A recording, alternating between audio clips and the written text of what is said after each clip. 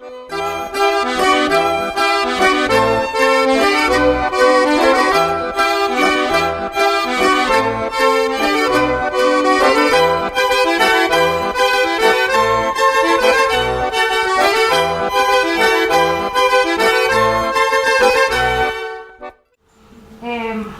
como les decía, el título de la ponencia es Memoria, Escuela y Medios para unir las piezas de una nación fragmentada.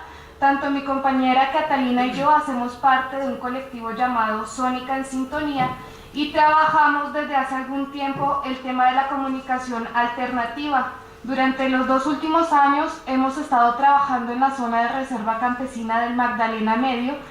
La compañera Catalina les profundizará más acerca de ello y pues me permito empezar con la siguiente frase. Las tumbas siempre han servido de monumentos para advertir a los vivos que no deben olvidar a sus muertos.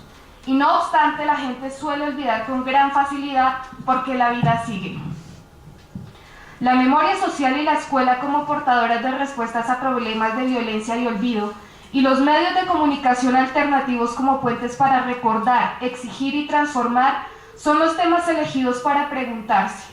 ¿Cómo construir desde los escenarios académicos una pedagogía en la que a partir de la reflexión y la crítica se pueda reconstruir la memoria con las miradas otras, las que han sido excluidas para así construir alternativas de paz? Un acercamiento al concepto de memoria y algunos de sus alcances en procesos históricos en países latinoamericanos, en antagonismo con sucesos violentos que han marcado la vida de la población colombiana en ámbitos locales. Es la primera exposición de un problema que ha azotado a toda la población rural y urbana.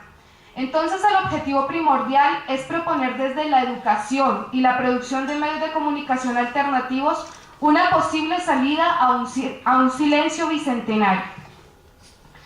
Probablemente si usted hiciera el ejercicio de caminar por cualquiera de las calles de la ciudad y le preguntara a los transeúntes por algunos de los hechos históricos que han marcado la historia del país, como el Frente Nacional, esa fue una de las preguntas que abordamos ahí.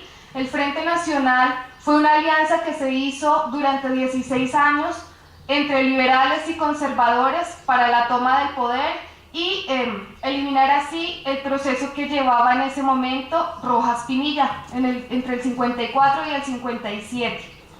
El asesinato de Jorge Eliezer Gaitán, que da el inicio a la violencia en 1948, una gran marcha, la Marcha del Silencio, y a partir de eso se dieron muchas masacres. Esa fue una época bastante violencia, de ahí su nombre. Y el genocidio de la Unión Patriótica, que ya lo mencionaba el compañero, fue un partido político con diferentes movimientos de izquierda, entre ellos estaban las FARC y el Partido Comunista, y fueron eliminados sistemáticamente más de 25.000 personas. El origen de la guerrilla o de los paramilitares e incluso sobre la Constitución de 1991, que se dice es la más democrática, encontraría los rostros de incertidumbre frente a las preguntas formuladas, puesto que gran parte de la población ignora o ha olvidado los sucesos por los cuales se les indaga. Un adagio popular dice: quien no conoce su historia está condenado a repetirla. Para el caso se podría decir: quien no recuerda su historia está condenado a repetirla. Será por eso que Colombia vive un presente continuo, donde se ha contado la historia solo a partir de las versiones oficiales, pero las otras voces de los sucesos han sido ocultadas, de forma tal que al ser silenciadas sus denuncias han quedado en la impunidad. Ante esta situación, la escuela tiene un alto grado de responsabilidad por oficializar la historia hegemónica de la realidad. La pregunta es entonces: ¿cómo construir desde los escenarios académicos una pedagogía en la que a partir de la reflexión y la crítica se pueda reconstruir la memoria con las miradas otras, las que han sido excluidas, para así construir alternativas de paz? La historia de Colombia está marcada por un sinnúmero de sucesos donde el eje transversal ha sido la violencia y la dominación por parte de algunos sectores y actores que han decidido el rumbo del país, haciendo que los habitantes se enfrentaran unos a otros enarbolando banderas rojas o azules. Luego de que los ríos de sangre violeta circularan por el territorio nacional, surgió entonces la guerrilla, como una alternativa de resistencia para el pueblo frente a la imposición de prácticas hegemónicas. Sin embargo, sucumben en acciones amenazantes como el secuestro o la extorsión hacia la población civil, que generan miedo y desvirtúan su perspectiva política. Aparecen además los paramilitares, que con sus procesos coaccionantes e intimidatorios han acentuado el terror en los territorios que son permeados por las múltiples formas represivas que traspasan las fronteras nacionales, agudizando la memoria de la violencia, su herencia negativa y erigiendo un miedo colectivo al pasado que desemboca en inercia por la posible pulsión de venganzas no consumadas, entretejiendo una compleja red de significados donde algunos elementos simbólicos ejercen dominaciones en los espacios, cuyas relaciones sociales se tornan conflictivas y las estructuras preponderantes ejercen un gran control entre lo que debe y no debe recordarse en esas zonas. Estos procesos tienen un aspecto físico en la medida que se materializan en desplazamientos forzados a cinturones de miseria en las ciudades, que a su vez pasan por problemas internos de reorganización espacial y evidente exclusión de estas poblaciones. Ante este panorama, aquel que no esté a favor de alguno de los actores se convierte en enemigo y por tanto en objetivo militar. Así lo viven los medios sociales, políticos o simplemente aquel que se atreva a pensar diferente y a trabajar desde perspectivas contrahegemónicas, pretendiendo eliminar la auscultación de las memorias subordinadas como una forma de denuncia y resistencia que reivindica el pasado en el presente y la memoria en tanto pasado del presente. La memoria puede cumplir una doble condición, la de perpetuar las estructuras del odio o la de convertirse en un elemento reparador del daño y de superación de las condiciones que llevaron al desarrollo del conflicto como mecanismo de contención del mismo. Sin embargo, puede evidenciarse la posibilidad de nuevas manifestaciones, por ejemplo los movimientos sociales, que retomando a Stuart Hall, da cuenta de cómo la cultura se convierte en un dispositivo que promueve la dominación, pero también la resistencia de los productos simbólicos, que a su vez son un campo de batalla en el que diferentes grupos sociales disputan la hegemonía sobre los significados, incluso en la recordación de los muertos, donde algunos son enaltecidos y otros son una simple cifra. Es muy común encontrar en los espacios académicos o en las escuelas en Colombia la historia contada desde los héroes, pero no más allá, no desde las víctimas, más bien desde los victimarios. Uno de los problemas con respecto al tema de la memoria en el caso colombiano es que existe una memoria coyuntural donde el recuerdo es fragmentado, la tragedia es solo experiencia de algunos. Se dan entonces dos atentados contra la memoria. En primer lugar, la exculpación colectiva por la vía de la individualización del victimario, pues se toma a este como un delincuente más. Y en segundo lugar, la exculpación colectiva por la vía de la individualización de la víctima, quien es considerado un sospechoso ante su miseria, mientras debería ser considerada como una memoria estructural, donde exista la posibilidad de contener la repetición de los hechos violentos y trágicos sucedidos, proponiendo la enunciación de las enseñanzas, y como un proceso de construcción histórica, de voces subalternas, atentas a la respuesta de una comunidad solidaria y responsable ante la violencia y la violación sistemática de derechos humanos.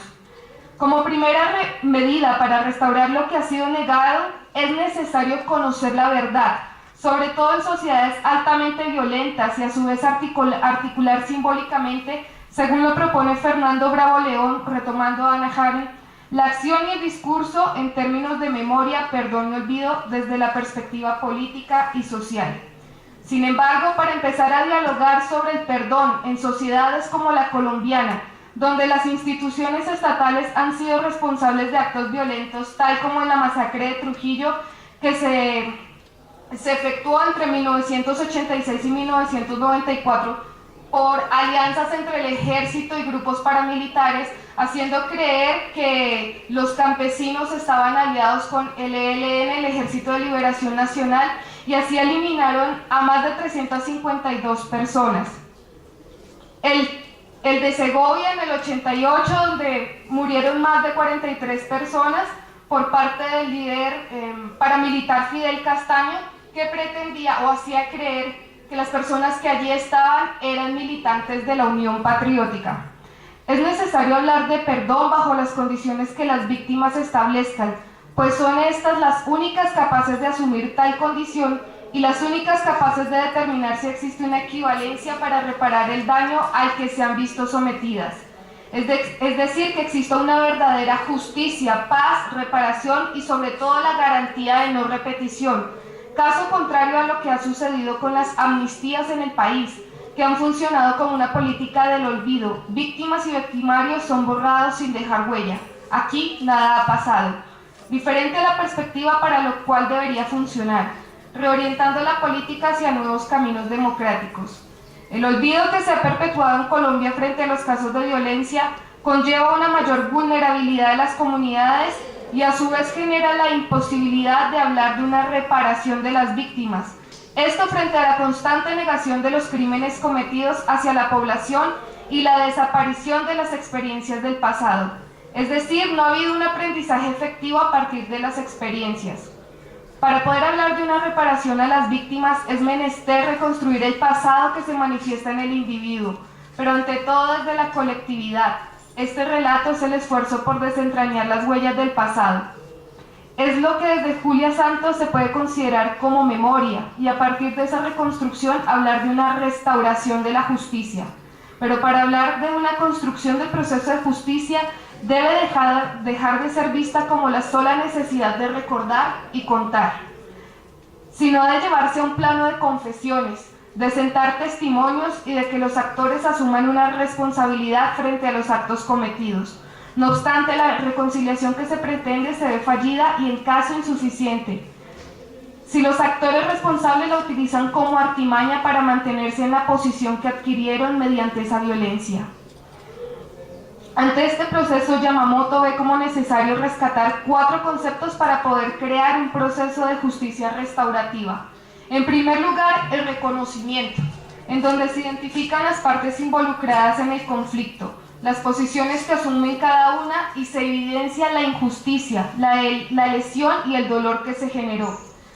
Segundo, la responsabilidad frente a las injusticias y el daño. Tercero, la reconstrucción como una sucesión de acciones para la restauración de las heridas causadas. Y por último, una reparación basada en sanar el daño material. El proceso de reconstrucción de la memoria y reparación de las víctimas se enmarca en 2 espacios, la dimensión simbólica y la dimensión material. Actualmente el gobierno colombiano, en un proceso de guerra constante, ha intentado impulsar un proyecto de víctimas que permita que todas las personas afectadas por el conflicto encuentren en el Estado un apoyo en el curso normal de sus vidas. Sin embargo, estos procesos se encuentran con varios obstáculos. Uno de ellos es la percepción de la guerra, donde se afirma un posconflicto y la subvaloración de los efectos de la misma en la memoria social. Le voy a dar paso a mi compañera Catalina. Bueno, ¿cómo entonces hacer un proceso de reconstrucción de la memoria en la escuela? En Colombia, la población juvenil para el año 2000 se estima en 42.321.386, lo que equivale más o menos al 70% de la población colombiana.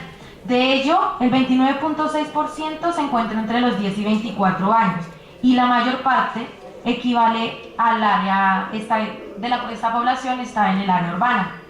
Una de las características más sobresalientes de esta población es su insistente separación con el pasado. Dirá Eric Hobsbawm que el problema fundamental de la historia del siglo XX es el de la memoria, pues luego de las décadas de los 60 y 70 hasta la actualidad, las generaciones actuales muestran un rompimiento con las pasadas. Los jóvenes se muestran más conformes viviendo el presente que haciendo memoria histórica. Esta situación se profundiza por la sociedad de consumo impuesta por los medios de comunicación. Hoy, muchos de los jóvenes que transitan en distintas culturas juveniles no tienen dentro de sus prioridades identificarse con ningún ideal social ni político, a diferencia de lo ocurrido en los años 60 y 70, cuando se movilizaban por la reivindicación de diferentes luchas, como la de los hippies en solidaridad con la situación que afrontaba Vietnam. Vivir el momento, la inmediatez, el mundo de las apariencias y de lo efímero, personalidades que se desvanecen en la sociedad de consumo, donde lo importante es tener. En este escenario, por tanto, está presente el fetichismo, definido como el paso del objeto a sujeto, de la mercancía a símbolo personalizado y la cosificación explicada por la conversión del sujeto, en una pura cosa, a causa del funcionamiento productivo. puesto que los accesorios y elementos de marca cobran gran importancia en el nivel de autoestima de dichos autores. Diría Germán Muñoz, un profesor de la Universidad Distrital, que sus identidades son frágiles, por eso las reconfiguran día a día en la red, escriben sus biografías constantemente. Los nativos digitales, en definitiva, son multiplicidades en conexión. Hay un divorcio constante entre la realidad, esa que se vive día a día en cada región del país, y el camuflaje dado por la sociedad de la información, donde lo importante es el rating que pueda obtenerse de programas de entretenimiento como los realities, los espectáculos, las novelas que desinforman. Ejemplo de ellos son, por ejemplo, las periodistas Claudia Gurizati y Vicky Dávila, que estereotipan el movimiento estudiantil y lo encasillan bajo terrorismo, quitándole o no permitiéndole a los espectadores hacer un mayor análisis, sino que se limitan a simplificar el espectro de posibilidades, al igual que lo que pasa con las zonas de reserva campesina en el país, en especial la que nosotros, pues como ya dijo mi compañera, hemos venido trabajando. Esta es una población, bueno, la zona de reserva campesina es una figura que se crea por los campesinos del Magdalena Medio. El Magdalena Medio está compuesto por 3 zonas del país, 3 regiones, que es el sur de Bolívar, el nordeste antioqueño y el noroeste del departamento de Santander. Es un territorio rico en recursos naturales y es uno de los territorios más disputados. El compañero mencionaba lo que es el control por el territorio, pero más que por el territorio es por los mismos recursos. En esta zona es rica en oro, en agua, porque está pues por uno de los mayores, el río principal de Colombia, que es el Magdalena, y es una zona que está en disputa. Entonces los campesinos han sido estereotipados como, aliados de los guerrilleros, y no se les ha permitido reivindicar sus procesos de autonomía y soberanía nacional, de soberanía de la región. Entonces, esos son los encasillamientos bajo lo que hacen los medios de comunicación actuales. Entonces tenemos que Colombia es un país donde muchos jóvenes prefieren vivir en el instante, donde los medios de comunicación impulsan la versión hegemónica y superficial de los hechos. ¿Cómo hacer entonces para empezar a reconstruir la memoria social? Para que los diversos actores se interesen en unir las piezas de una enorme rompecabezas y proponer alternativas de paz, diferentes a las salidas violentas que se han impuesto a través de los aparatos del Estado. Una primera propuesta es abordada en el campo académico con la teoría crítica, tomando los postulados de Paulo Freire con su pedagogía del oprimido, de la esperanza y de la indignación, resolviendo la dicotomía de las relaciones oprimido y opresor, mediante la alfabetización y la educación, logrando niveles de concienciación en el diálogo y la pregunta constante sobre su existencia y proyecto histórico. Es desde una pedagogización de la sociedad en la que los jóvenes, principalmente, pueden empezar a reconocerse como actores transformadores, una pedagogía en la que estén presentes no solo los relatos generacionales, sino la memoria oral, mostrando que los testimonios escritos no son los únicos valederos. Es aquí cuando el otro es un interlocutor válido y empieza a superarse la amnesia colectiva. Este es un gran reto para los docentes, sobre todo de las ciencias sociales, pues son ellos los llamados a provocar los recuerdos en los estudiantes, quienes luego, con sus reflexiones, empiezan a desenterrar el pasado y a conocer aquello que le ha sido velado bajo historias de héroes y patriotas que dieron su vida por la nación. Una segunda propuesta es la creación de medios alternativos de comunicación, en primera medida dentro de las instituciones educativas y movimientos sociales, pues la apropiación de estos, sobre todo los hipermediáticos, llaman la atención de los jóvenes quienes interactúan constantemente con ellos para poder contar con aquellas versiones no oficiales del conflicto, usando la creatividad y haciendo memoria, acercándose a las comunidades que han sido víctimas del conflicto. Es decir, desde una interrelación del campo educativo con el contexto que se necesita ser visibilizado. Esta es una de las cosas que nosotros desde el medio de comunicación Sónica en Sintonía tratamos de realizar, abriendo convocatorias a los jóvenes y a todos los diferentes sectores de la población para que mediante ya sean escritos literarios, ensayos o diferentes maneras de expresarse, puedan poner otra perspectiva de lo que es y lo que ha sido la situación no solo de Colombia, sino de diferentes países de Latinoamérica y el mundo. Como conclusiones, el tema de la memoria necesita de esfuerzos colectivos de diferentes actores sociales, pero la influencia de la escuela y los medios de comunicación es preponderante en la construcción de un proyecto de nación democrático, en el que, partiendo de escuchar otras narraciones diferentes a la que unilateralmente se ha impuesto, se consoliden propuestas que por medio del recuerdo reivindiquen a las víctimas de la justicia, paz, reparación y la garantía de la no repetición. La educación como principal formador del ciudadano necesita incluir en este proceso la creación de un sujeto abierto al diálogo y a lo complejo, pues la ciencia y la modernidad han generado un sujeto simplista que recae en la unilateralidad del pasado y la linealidad de la historia, desconociendo la multicausalidad que se entreteje alrededor de los sucesos y de las relaciones que en él se dan. Por eso, es necesario que la memoria se vea inmersa en un mundo de memorias múltiples, de memorias que se contraponen unas con otras, pero que en su lucha coexisten.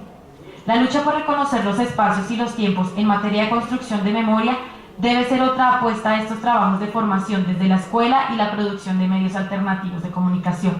La posibilidad de retorno, de relocalización y de producción local de vida funciona como creación de espacios de memoria social, de reconciliación y sobre todo promueven una propuesta real de paz y no repetición de hechos violentos. Muchas gracias.